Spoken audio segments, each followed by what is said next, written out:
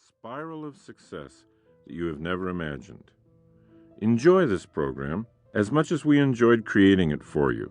We hope you'll find, as we have, that leadership can be fun if you break it into 100 easy pieces.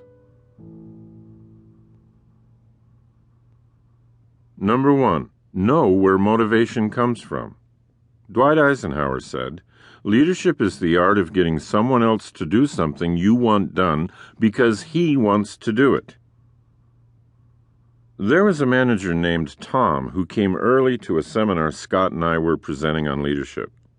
He was attired in an olive green sports shirt and white pleated slacks, ready for a day of golf.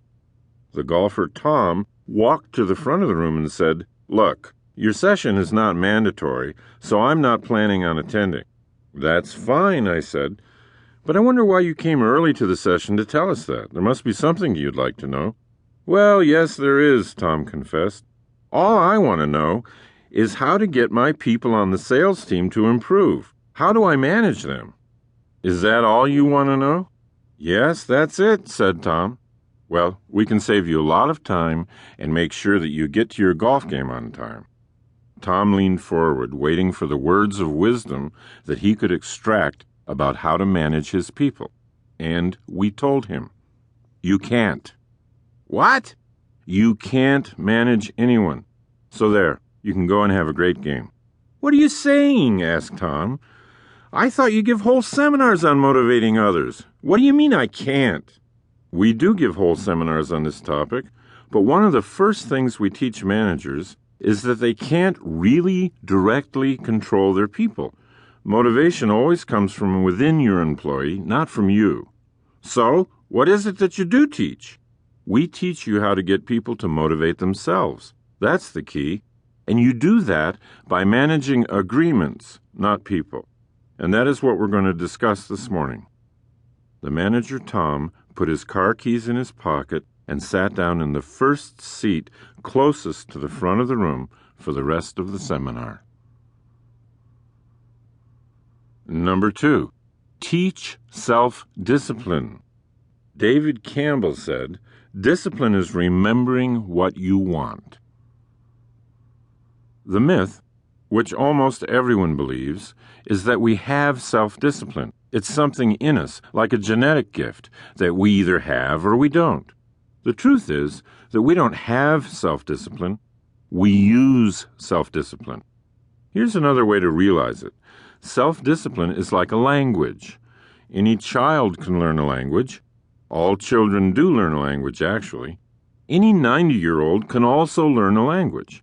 If you are 9 or 90, and let's say you're lost in the rain in Juarez, it works when you use some Spanish to find your way to warmth and safety. It works. In this case, Spanish is like self-discipline, in that you are using it for something. You weren't born with it, but you can use it. In fact, you can use as much or as little as you wish, and the more you use, the more you can make happen. If you were an American transferred to Juarez to live for a year and needed to make your living there, the more Spanish you used, the better it would be for you. If you had never used Spanish before, you could still use it. You can open your little English-Spanish phrases dictionary and start using it. You can ask for directions or help right out of that little dictionary. You didn't need to have been born with anything special. The same is true with self-discipline, in the same exact way, and yet most people don't believe that. Most people think they either have it or they don't. Most people think it's a character trait or a permanent aspect of their personality, and that's a profound mistake. It's a mistake that can ruin a life. But the good news is that it's never too late to correct that mistake in yourself and your people. It's never too late to learn the real truth. And listen to how people get this so wrong. A company leader recently said, "He would be my top salesperson if he had any self-discipline at all, but he has none." Well, that's not true. He has as much self-discipline as anyone else does.